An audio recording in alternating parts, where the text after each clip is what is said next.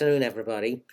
So I'm going to do some supplementary materials related to quantum mechanics and some ideas arising from the motion of free particles. A lot of this may have been covered in University Physics 3. It could also be covered in quantum mechanics when you take it. But what we're going to be looking at is a particle in a box. This is the simplest quantum system that students usually meet.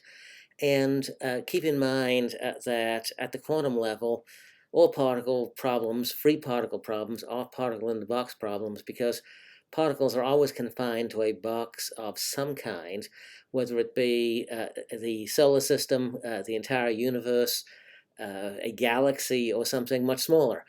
But any sort of confinement of a free particle makes the translational states have quantized values.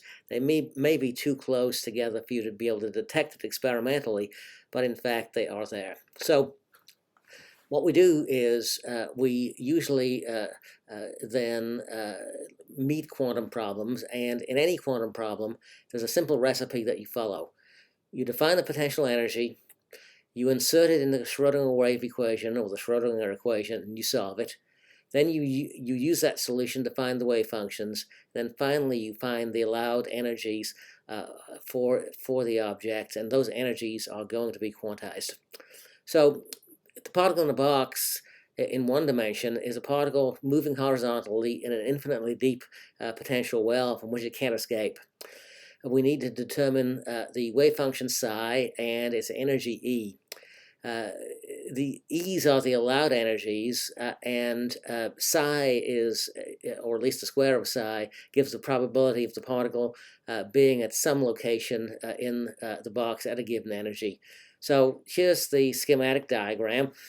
You can see the potential energy going to infinity at 0 and L. And what we have said is that within the box, the potential energy is 0. Outside the box, it's infinite, and at the walls, it's also infinite. So what this means is the walls here ensure that the particle has 0 probability of being found outside the box.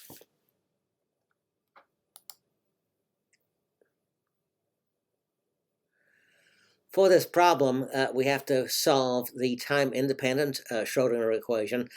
And for a particle moving in one dimension, this is the Schrodinger equation. And in that equation, E is the energy, M is the mass, and h bar is h over 2 pi, which is called the Dirac constant. So if we set v equals 0, it simplifies, and equations of that form are always satisfied by sums of sines and cosines with appropriate constants. And our task here is to find the constants A, B, and K. So we've got then the quantum mechanical description of free motion in one dimension. We go from the general solution to the solution particular to our problem. We have to insert boundary conditions. So we know that the probability of finding the particle at x equals 0 or L is 0. So what that means is the wave function itself has to be 0 at x equals 0 and x equals L. Well, that immediately tells us that in our general solution, that B has to be equal to 0 because the cosine of 0 is equal to 1. So that simplifies our waveform just to be in terms of A and psi. Now what we need to do is to find, A and K. Now what we need to do is find A and K. So we do that by differentiating psi twice, and I've done that for you. And remember what the form for the Schrodinger equations is. So we can solve that expression, or we can solve the Schrodinger equation for d2 psi by dx squared. And then we can equate the two expressions for d2 psi by dx squared. And when we do that, what we get is a result for k.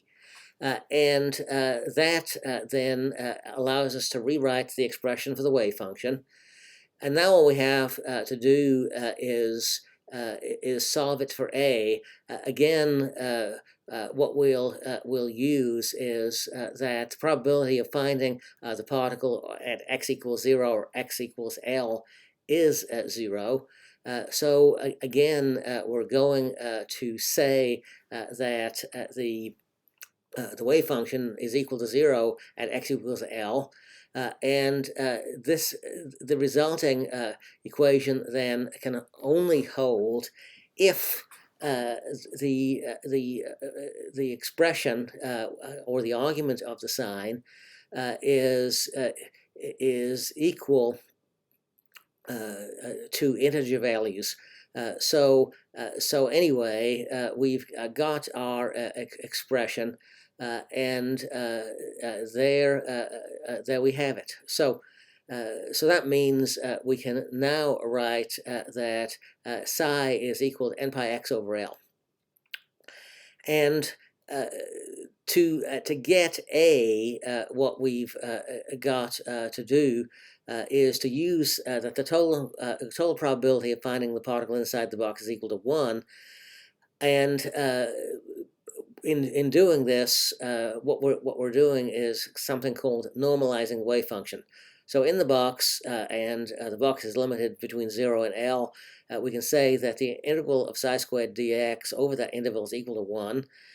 And then we can insert the value for psi, and if we use tables to evaluate that, we find that A is equal to the square root of 2 over L.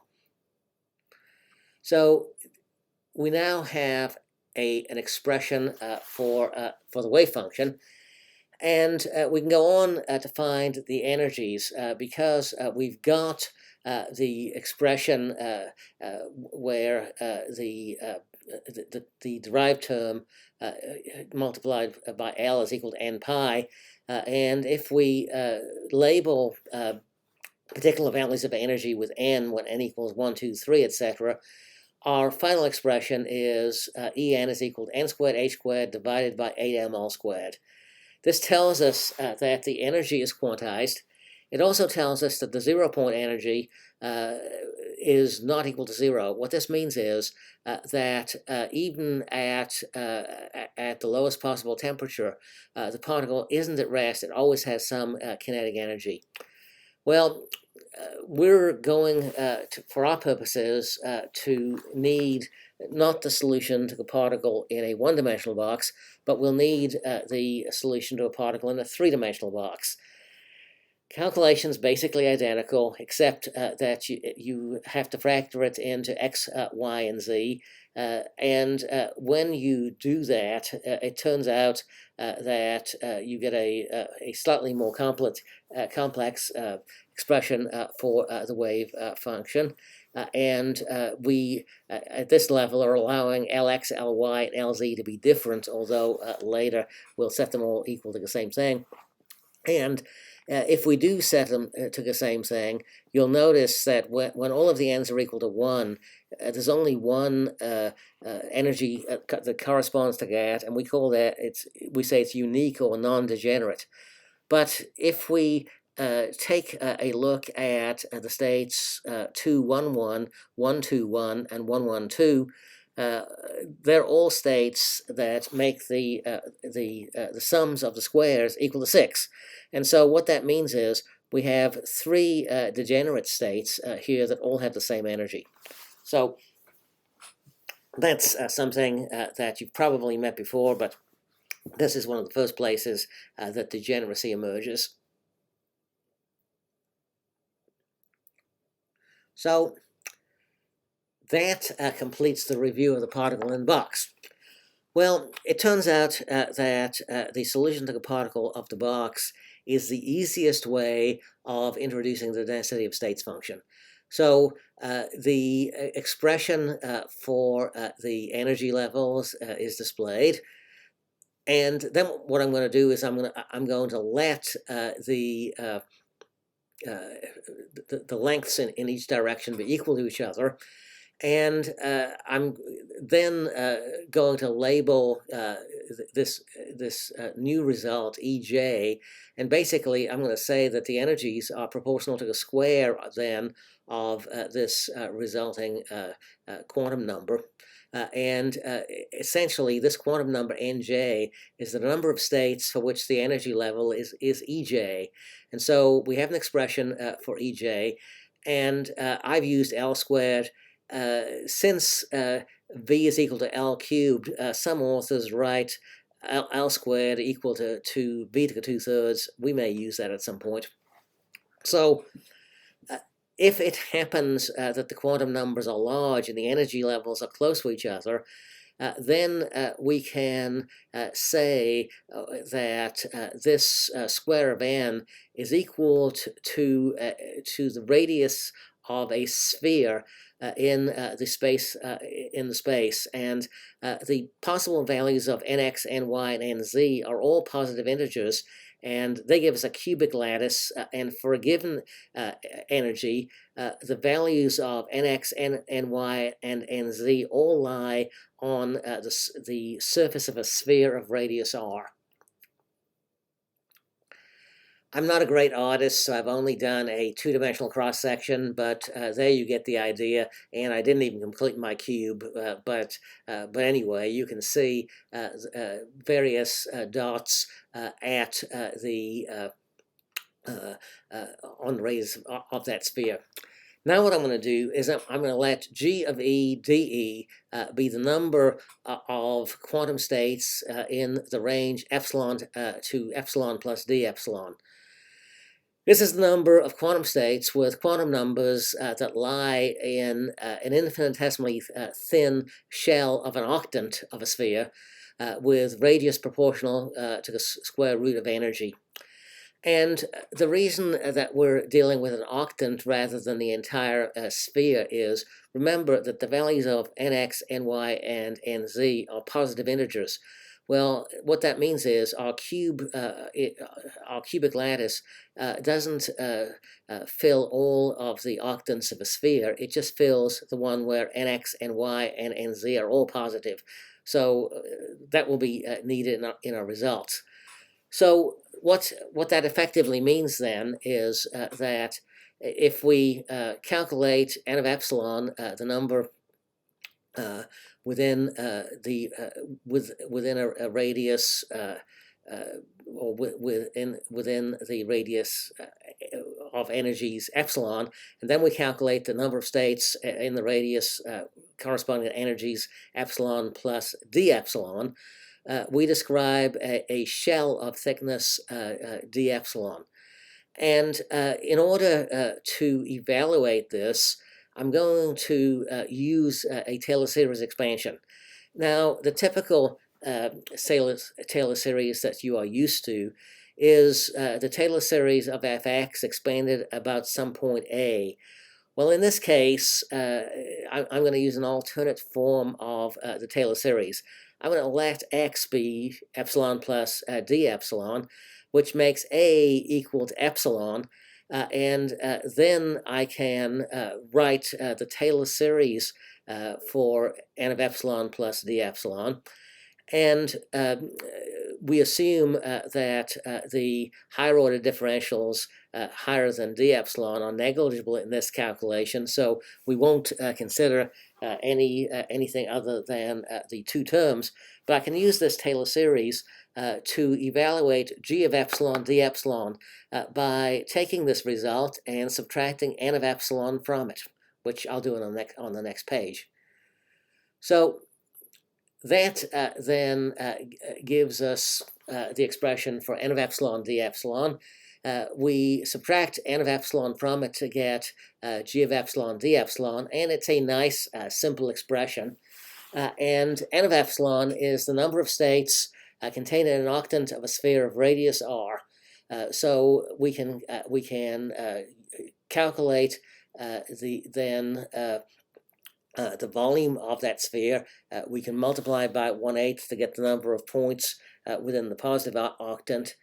We can insert the value of r squared, And that gives us an expression for n of epsilon.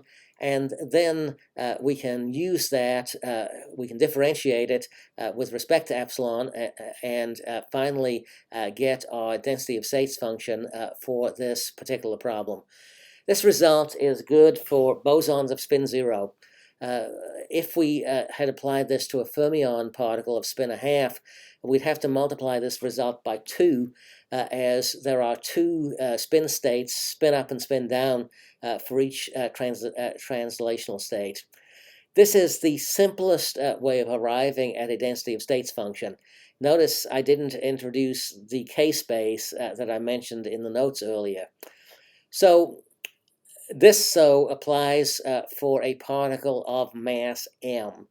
It's not the only way of calculating a density of states function, and what we're going to be interested in are photons and phonons. Photons and phonons are massless.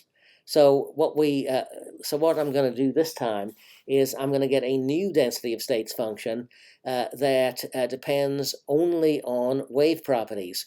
So I'm going to consider a single spinless particle in a cubical box of side L. So we'll start with a simpler cube this time. I can write the energy in terms of the momentum, which I've done at the top here.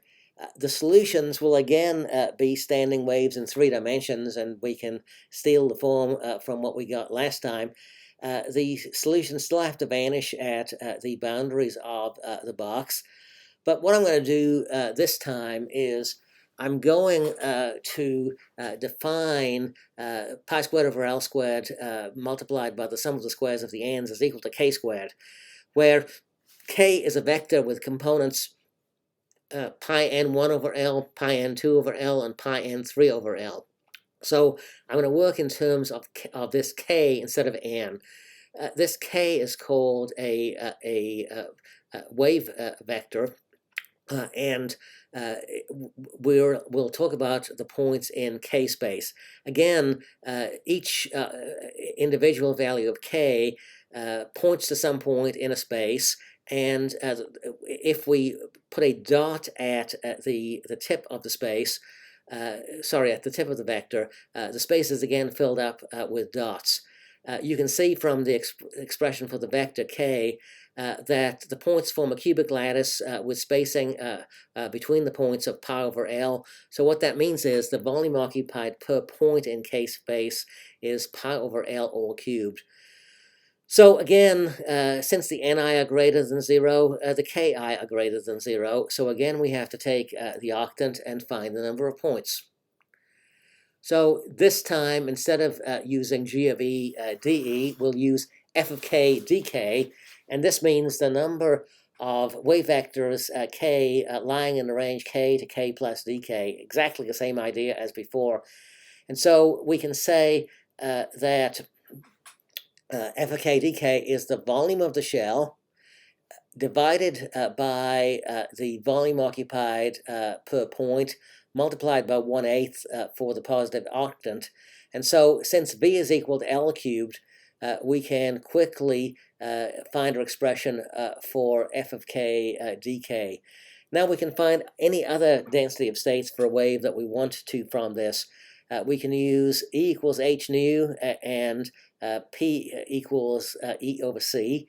And if we use those results and using the usual sorts of things like 2 pi times linear frequency nu is equal to angular frequency, we can see that we'll prove that P is equal to h bar k, and k, by the way, is also equal to 2 pi over lambda. So with P being equal to h bar k, and for some reason I wrote the wrong thing here. What I intended to write was that k was equal to P divided by h bar. I'll go ahead and fix that and repost those notes.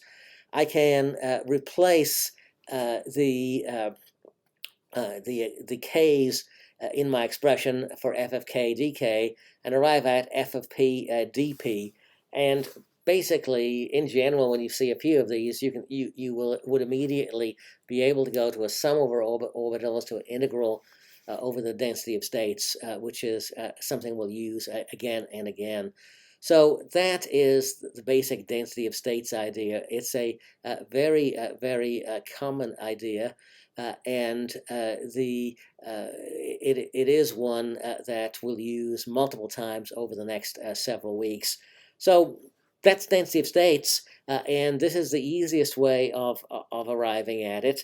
If you look in typical textbooks, you'll never see the simple calculation that I did to start this. A few people start the calculation in their books, but nobody goes completely from the idea of the particle in the box to the density of quantum states for a particle in a box, which I did. So it's the most complete calculation you're probably going to find. And I then used that to sketch out the wave calculation, which is the one we'll actually use in most instances. But this should give you a better physical feel for what goes on. The other thing I wanted to remind you about is the concept of phase velocity and group velocity.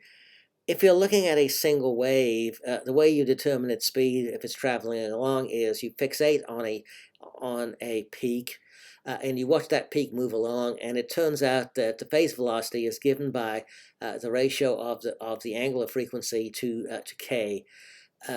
If instead of having a single wave of a single frequency, you have lots of waves being superimposed together, the superposition forms an envelope, and the velocity with which that envelope moves is called group velocity, and it turns out to be d omega by dk. And we'll make use of this on a couple of occasions. One of the things to know is that in a packet of waves, the energy or information in the wave travels at the group velocity and not at the phase velocity of any of the single components. So group velocity is an important concept, and you'll meet it again and again. So I'll quit the presentation here. I did want you to have it so you can go back and forth through it. And as I said, I will correct that slide and repost the supplementary note without the error in it. Okay, I'll see you all next week, and thanks for tuning in. Goodbye.